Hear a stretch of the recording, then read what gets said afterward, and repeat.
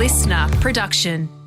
Welcome to the Motorsport Brief. It's Thursday, the 29th of February 2024. Formula One is about to launch into a massive season. There's been some big news over the break, even in the last few hours, actually. We will cross to the Middle East shortly for a preview. Hi everybody, welcome to another edition of the Rusty's Garage Shortcast. In a moment, Sky F1's Ted Kravitz in Bahrain on the eve of round one of the World Championship. A quick reminder that our latest feature ep with David Reynolds dropped in recent weeks. He actually came into the studio for that one just before the 12-hour and round one of Supercars at Bathurst. It was a well overdue chat, from the alternative approach he took to dealing with tragedy to the fine that he thinks he should have appealed, and the cool car that he's kept from his youth that he's now restoring, as well as some insight into what went wrong in 2018 when he tried to defend his Bathurst 1000 win from the previous year, and the enormity of the weeks building up to that moment, to the defence, what he learned and why it happened. Tomorrow morning, we'll go green on a new feature ep too, with West Surrey Racing's Dick Bennetts, who grew up in this part of the world but has now had a 50-year career on the other side of the equator, engineering some great names and running a successful team in the British Touring Car Championship. Prior to his BTCC chapter, he guided the likes of Ayrton Senna, Mika Hakkinen and many more on the path to Formula One. There are some very cool memories in that one. Sorry if we sound like we're name dropping, but we hope you enjoy it. The 2024 F1 season starts this weekend in Bahrain. They're in Melbourne in less than a month's time, so this is a timely shortcast. That's for the Australian Grand Prix, of course. China returns to the calendar. There's all the big races in the United States, 24 Grands Prix. It's a record number of races in one season. The 75th running of the World Championship will wrap up in Abu Dhabi on the 8th of December. A friend and colleague from Sky Sports F1 coverage, Ted Kravitz, is on the line with some observations from the 3 days of pre-season testing over the past week and some of the headlines recently too. Hello, mate. Welcome to the show.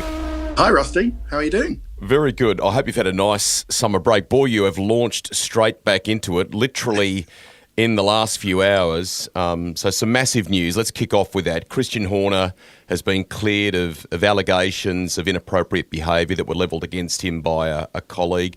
Just give us a sense of the reaction there.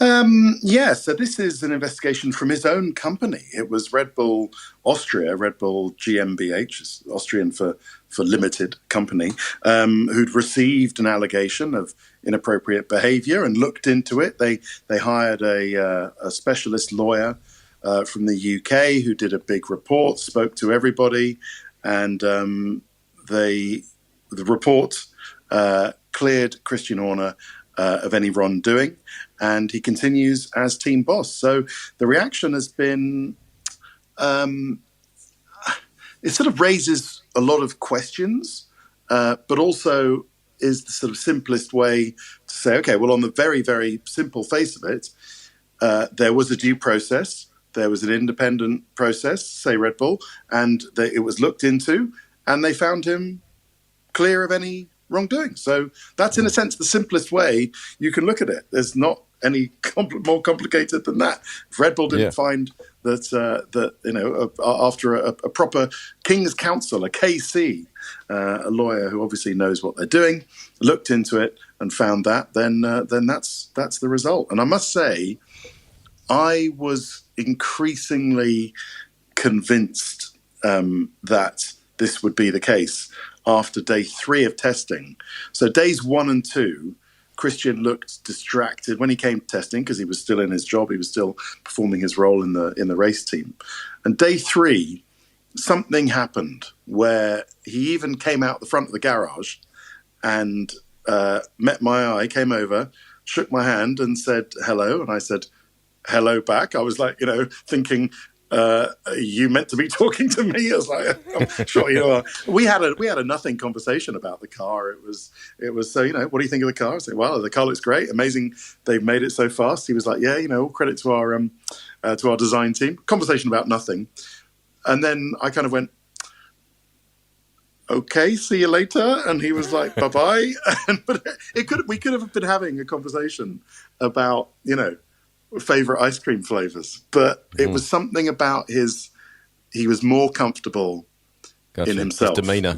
His demeanour, exactly. That made me think, okay, maybe, as the Americans would say, there's not much there. Is that a that phrase? There's not much there. So, or he managed to,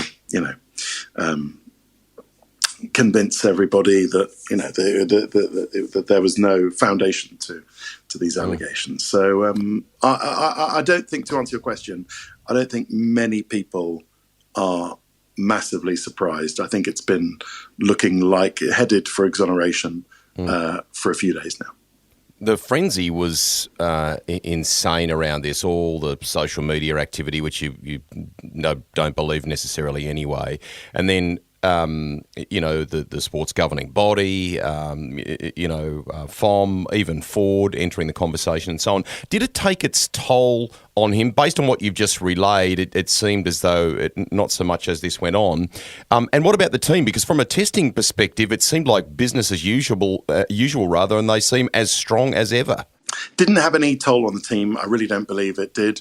I think the drivers, it was quite easy for them to close it out. But I think it must have had some toll on just sort of when the cars weren't on track, because all of the conversation, and I said this on Sky Sports F1 on the testing coverage, F1 motorsport, lots of sports love a bit of gossip.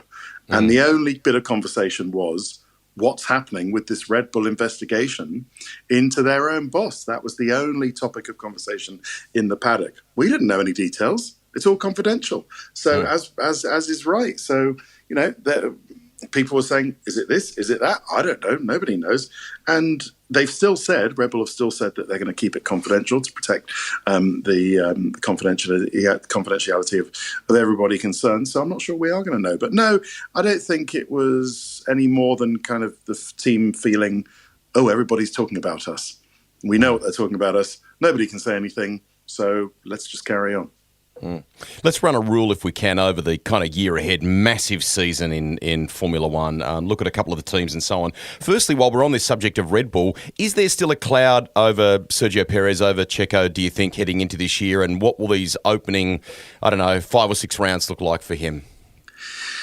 I don't know whether it's a cloud so much as is it just a sort of nice working relationship? And I wonder whether if he continues a nice working relationship, if he continuously finishes second and backs Max up and wins the race where Max doesn't, which he's shown he's totally capable of doing, there shouldn't really be any cloud, and he should be able to carry on. He's a great little driver, is Sergio Perez. I don't think they seem any other than the drive is his to lose. I mean, they like Daniel Riccardo and would like to have this romantic idea of the guy who went away, sought pastures new, they did not bear fruit, comes back to the parent company where his heart really is and gets a drive again. It's a kind of romantic notion. But, if Checo doesn't do anything wrong, there's no reason why he shouldn't keep the seats. But, so I don't think he should be worried. And I also think there was some story going around where Helmut Marko, the Red Bull advisor, was saying, well, Checo just needs to do what we need him to do, which is finish second in the championship again. Well, that's assuming Max Verstappen is going to win the championship. We don't know yet. The car seems fast, but certainly not the 0.8 of a second per lap quicker than anything else. It's quick, but it's not that quick. And we don't know where, Checo is going to finish in relation to Max. But the car does look good. It's incredible in terms of its design. They've tried some very different ideas and made them work while everybody is still trying to chase up their original ideas, last year's ideas, and make them work. They've stepped over again. So, credit to them. Adrian Newey and his team, they're geniuses, aren't they? But, I think Sergio Perez is as long as he doesn't, in a sense, don't you think the issues started when Checo was like, well, I'm going for the championship as well. And Max was, are you? I thought that was my job in the team. I thought I did that. And so, if Max has a stronger start to this year than he had last year while they were figuring last year's car out, then I think all of that will be sort of largely academic. The other big story in your part of the world over the break, Lewis Hamilton to Ferrari in 2025. Did you see that coming? What do you think of that? When he went to Mercedes, it was a masterstroke move and it set up an unbelievable chapter of his career. Probably hard to tell 12 months out, but do you think it will bear the same kind of fruit? Not sure about that last bit. Only time will tell whether Ferrari will become championship winners within Lewis's racing career span. We'll see. It's not impossible, but we'll see. And no, I didn't see it coming, not least because the same reasons that Mercedes didn't see it coming was because in Abu Dhabi and at the end of the year, Lewis went to the Mercedes factory in near Silverstone, stood up in front of everybody and said, listen, have a great Christmas, everybody. I'm really looking forward to coming back and challenging with you for 2024. So they were like, oh, nice, good old Lewis. Happy Christmas, Lewis. Have a nice one. He went away, spent some time in Colorado. He spent some time in Brazil. And I had this romantic notion that, while looking around Brazil, he felt the spirit of Ayrton Senna, who always said that after his time at Williams, he might have ended his career at Ferrari had things not, of course, worked out so tragically different in the case of Senna. And Lewis had thought, well, maybe I should do what Ayrton, his hero, Lewis's hero, never did and end my career at Ferrari. But what Lewis did say today on that was that while the initial approach from John Elkann, the Ferrari chairman, in the summer had been like, not now, no thanks. Something changed over the winter. He did a lot of introspection and said, you know what, ask me again because it's going to be a different answer. And it was. Wow. But Lewis Hamilton, Sir Lewis Hamilton, becomes one of the many actually British drivers who've driven for Ferrari, not for an awful long time. Eddie Irvine, British driver, of course, with Michael Schumacher. Nigel Mansell, going back. And then the likes of, Mike Hawthorne, Peter Collins, and way back when in the sort of 50s and 60s. So it's not unusual for British drivers to race for the Scuderia. Huge thing, very big thing. That leads us to both Mercedes and Ferrari then, looking at 2024. Just from what you've observed over testing, what do you think we can expect from them this year and who perhaps in that pecking order is ahead of the other? Well, at the moment, it seems that Ferrari are ahead of Mercedes, which seems incredible because of the very few changes that Ferrari have outwardly made to their car. But it seems like the aerodynamics were good. They just needed to sort out the mechanicals, which they've done and made it a much easier car to drive. And that seems to be all Charles Leclerc needed. When he turned into the corner, he'd actually knew what the back end of the car was going to do rather than it flip round on him and throw him off and then be constantly scared of what the car was going to do. Doesn't bite him. It's a lovely car to drive, he says. And so I think Ferrari are the closest challengers to Red Bull, closely followed by Mercedes. But let me tell you something interesting, Rusty. George Russell said today, and that was that there have been some changes to this car, the Mercedes, that Lewis asked for, that have come to it. And, we're going to have to see how I go with that. And he said it twice. And it's kind of, whoa, okay, well, they must have been important if Lewis asked for them. Are they no good for you? Are you kind of telling us at the moment, well, it's not my car. I didn't ask for this. But, George Russell said that a couple of times. I didn't quite know what to make of it. We did ask him, picked up on it afterwards and said, what do you mean by that, George? You're saying that you're not down with it. I mean, specifically, it's about moving the driver 10 centimetres back in the car, something Lewis felt he wasn't happy. Remember last year's car, he was saying, I'm a bit too forward. It feels like I'm over the front wheels. Why can't you move? Can you move me back a bit? George didn't have a problem with that, with the way it felt driving. He said, I'm fine with that. I mean, Lewis, but yeah, he was quite clear about, Lewis has asked for two things on this car and he's got them. So they're not my changes, but they'll be, that's going to be a very close fight. And I think, I'd be surprised if we got to the end of the year and both Ferrari and Mercedes hadn't won a race each. We've got 24 of them. They've got to win one. But that remains to be seen. But they're very close together. Just before we move on to a couple of other teams, I'm glad you've raised George there. I mean, from the heartbreak of Singapore last year, for example, we know that Lewis is going to depart. What sort of year ahead is he going to have within that sphere? Is this, his year to take another step? What are you sort of anticipating from him, given that you feel like they are a chance of winning some races?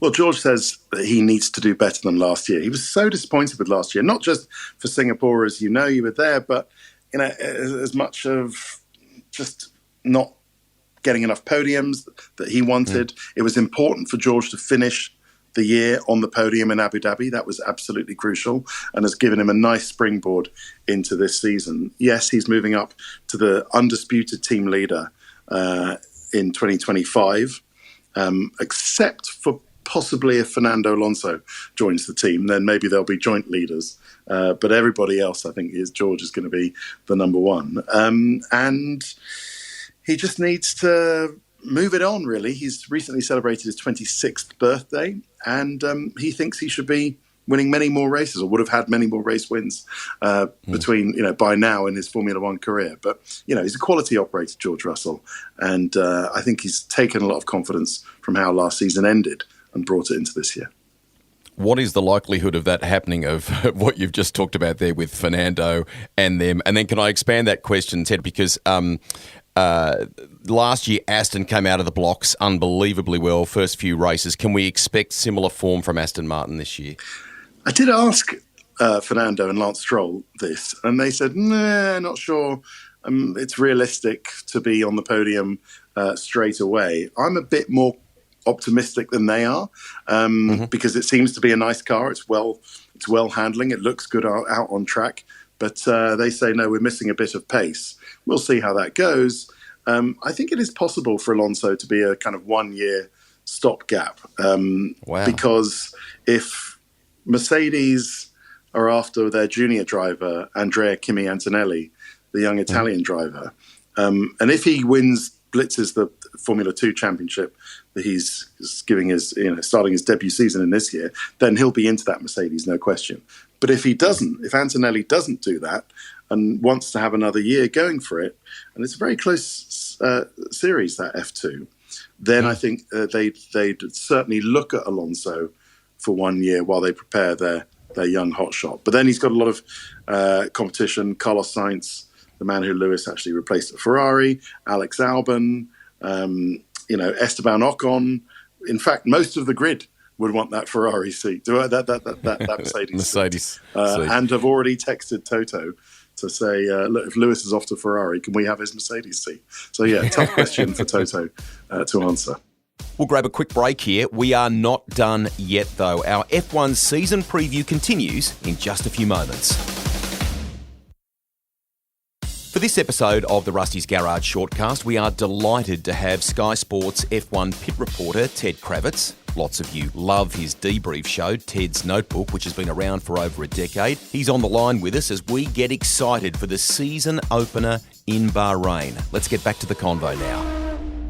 Right, Ted Kravitz, I want to put on the Aussie patriotic cap for a little moment. Let's go McLaren, let's go Oscar Piastri. We know, we believe he's got the talent. Is the car, the situation, everything right for a GP win this year for him? Yes, but not yet. That seems to be what's going on at McLaren. They have, it's in a sense, winter testing was the worst place to do it in Bahrain because they've never gone particularly well here. Ironic because they're part owned by the Bahraini investment fund, and also because it's a circuit that didn't suit last year's car, doesn't really suit this year's car, even with the changes they've made to it. And they didn't have a great test. There were a couple of unreliability problems that they had. And I've had nothing but playing it down from Oscar Piastri today, who was more keen to talk about the game of paddle he had with with George Russell and Alex Albon and some friends of theirs, where Oscar didn't win that either. So while he's not going to win the Bahrain Grand Prix, although nothing's impossible, I don't think that means that when they get to some circuits that are a little bit more suited to the McLaren, that Oscar and Lando won't be in with a shout. I think they've got to be in with a shout of winning a race. Lando thinks he's going to be able to win a race this year. And if we know now that Oscar is just as fast as Lando, and if you judge it that Lando is just as fast as Max Verstappen, so Oscar is as fast as Max Verstappen. I'm going to go there. Can I go there? Are you going to yes, go you there? can. You just have. Okay. You just have. Right. How are you and the commentary team going with the pronunciation of the team that Daniel Riccardo is with, given the change in the off-season? Maybe you've got a little acronym or a nickname for that. And what does that car look like? How do we feel about Dan's chances of points, perhaps even a podium? What is the reality there? The good chance of a podium. A lot of people are saying that RB, we're calling them RB, not the US fast food joint, ARB, ARBY, Arby's. They're called Arby's. This is RB. They have got a chance of doing what I call doing an Aston Martin. So doing what Fernando Alonso did last year, this year. So being in there, if Ferrari and Mercedes have a bad day, then the car seems reliable. Daniel knows how to drive the car to get on the podium. And I think it's entirely possible Daniel could join Oscar at some point challenging for the podium. I think they're in the right cars to do it. And wins may be out of Daniel's reach. But he's definitely got a great podium shout, and it's super simple, as they say down at RB. It's a sponsor. If you want to call the car Oracle, if you want to call the Red Bull Oracle or call the Mercedes Petronas, then we'd call the RB Visa or Cash App, which are their financial sponsors. And great, by the way. Big company, Visa, big company, Cash App, fantastic for Red Bull and Toro Rosso, the second Red Bull team in Italy, to get big sponsors like Visa and Cash App. So, hat tip, well done to them. Firstly, to get Visa, who I don't think have done a new sports sponsorship in 15 years, I think I read the other day, to come into Formula One, A, and then B, to choose Red Bull's second team. So well done to them. And but that doesn't mean that we have to call them Visa, Cash App, RB, in the same way that we call Petronas, AMG, Mercedes. We call them Mercedes. So it's super simple for me. They say they did think about Racing Bulls because there is some heritage in Red Bull where they have the Flying Bulls, which is the late Dietrich Mateschitz' amazing collection of, DC-3s and stunt helicopters and stunt planes. They call them the Flying Bulls, and they thought, well, the Flying Bulls, we call them the Racing Bulls. And I think the Racing Bulls would have been a better name. Good name. All round. That's a good name. But they thought it would be a bit of a mouthful. So they did our abbreviation for us, and they said, well, if you don't like Racing Bulls, which nobody said, we'll call it RB. So now we're all stuck with RB, and I don't know whether they can say, well, you can call us Racing Bulls, but I think both will do. Massive year for everyone in the paddock, for you and your colleagues in television as well. I think some people doing, split team arrangements when it comes to broadcasting and so on, which makes great sense. How is everyone going to cope with this huge commitment? Well, it's a funny start to the season because we have a bit of time off. You're right. We're all taking a few races off just to not make our families forget completely who we are and to have a bit of a break. So actually, I'm not doing the next race in Saudi because I did this double header in testing at Bahrain and the race in Bahrain. So I've got Saudi off. So the next race I'll see is Melbourne, Australia, and I'm really, really looking forward to it. So and then we've got 2 weeks between that and China, and then we've got 2 weeks between that and Japan. So, or is it the other way around? I forget. So you go out there for 4 days, come back, and then you're at home for 10 days, and then you go back out. So, there is a lot of travel, no doubt about it. And then it's Miami, and then it's Imola, and then you're into the European season. But if you think it's hard for the people who work in it, ask the drivers. And in fact, Max Verstappen and Fernando Alonso were asked just that today, and both amazingly came out and said that they think 24 is pretty much on the limit or even over the limit and too much. And it's not sustainable. So, big words from Alonso and Verstappen there. But I don't know what the other option is. I mean, if the driver takes a race off, do we put can we put Liam Lawson in Max's car? There's a story. Max That'd be awesome. can take a race off. He'll probably still win the championship. Liam can do the reserve driver. Liam can do a race in the RB20. And we get more events. Win it, maybe. yeah. And then Max will still win the championship and he'll have a race off. Why not? Awesome. You've been fantastic with your time. Before we let you go, are there any other surprises you think in the rest of the field that we should be a little mindful of in this wonderful preview that we've done? And Gunther Steiner is going to do a bit of television with different networks, including even Channel 10 in Australia. How good is that going to be? That's fantastic. I mean, I'm pleased for Haas because they've cured some of their tyre problems that they were chewing through tyres, like they were bubblegum last year, and it was a nightmare. So, I'm pleased for them. I'm disappointed that Gunther isn't there to enjoy the results of that. But he will be joining various people on TV. We'll even grab a word with him. So, great to see him. I'm glad to hear he's joining on Channel 10, and he'll be with us on some Sky channels as well as German TV. We do miss him around the place. He was a great character. But he won't be gone for long. Watch out for what's going on with Alpine. Of course, they had a management change, dropped Otmar Zafnauer, went with Bruno Famin, who was the French team boss, and we'll see if it really is a famine of points for this year, because they're looking a bit dodgy. It's a new car concept. It's taking them a bit of time to understand, and they're looking like the big surprise.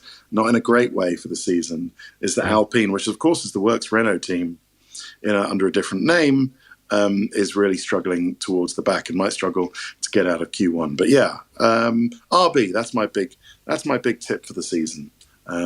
See what circuits might suit them, see how it goes in practice, and then wow your friends with a bold prediction on Danny Rick for the podium.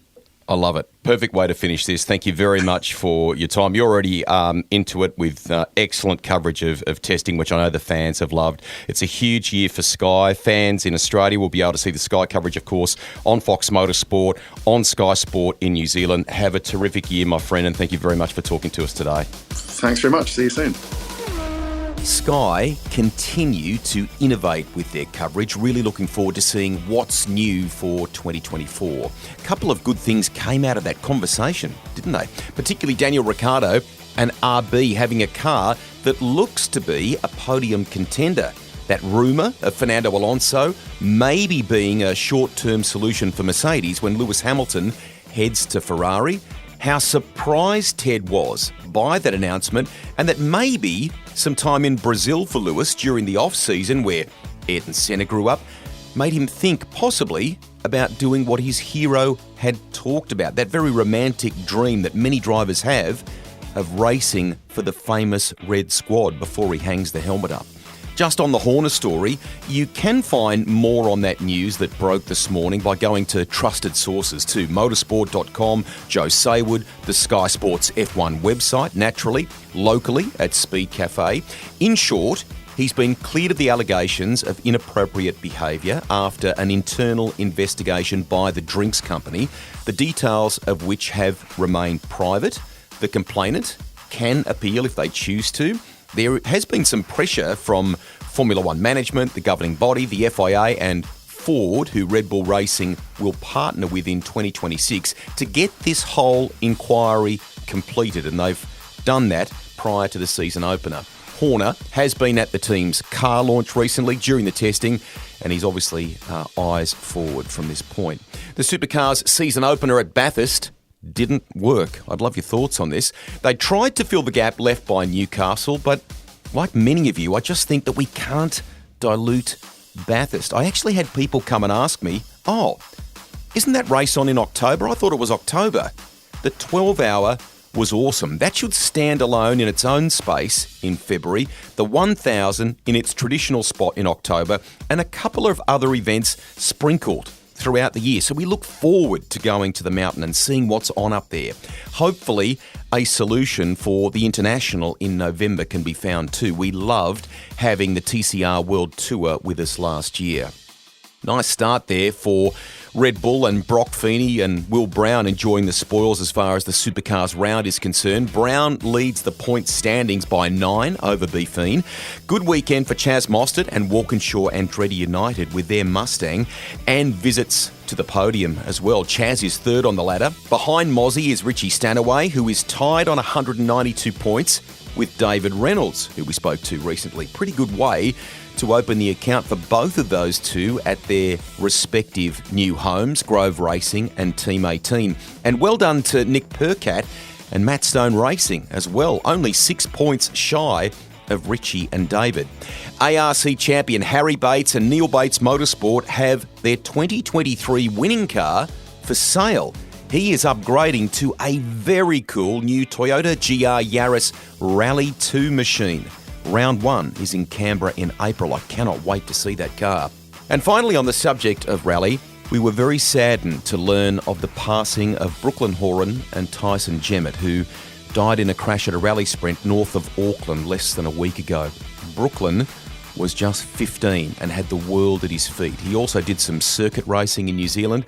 Tyson was a renowned co-driver too. Our thoughts are very much with their families and the motorsport community as they all try to process this right now. We're also thinking of their teammates and their many friends that they had in both the paddock and service park who are hurting right now. There are some great words on this on social media by Hayden Padden. I'd encourage you to go and find that and have a read. That is it for today. Take care, everyone. Bye for now.